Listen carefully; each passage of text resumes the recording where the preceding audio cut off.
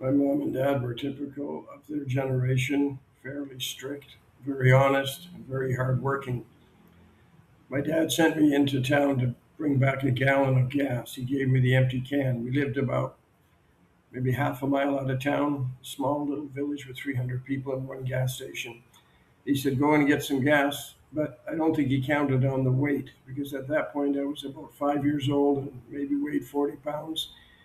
That was one heck of a heavy load. But I went and bought the gallon of gas. It was probably 25 cents a gallon back then. And I came back with my hands in my pocket, relaxed. Behind me was a boy pulling a red wagon. I'd convinced him that he could be the driver of the fuel truck and deliver the gas to my house. He fell for it and brought the gallon of gas all the way from the gas station to my waiting father, who was ready to cut the grass. About the same time, I became, how would I put it, afraid of heights.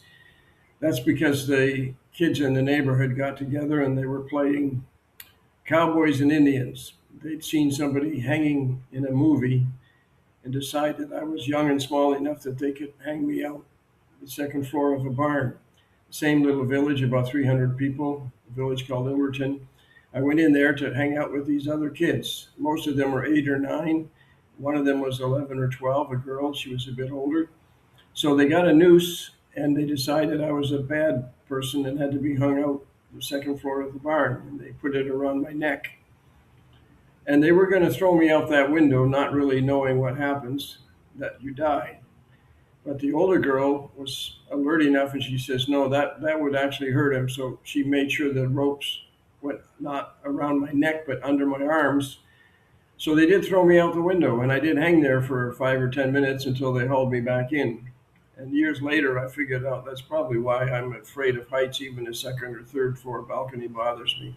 I get pain in the bottom of my feet going all the way up my knees if I even think about heights. But that was a close call. They could have hung me, and I would have become a statistic of childhood foolishness.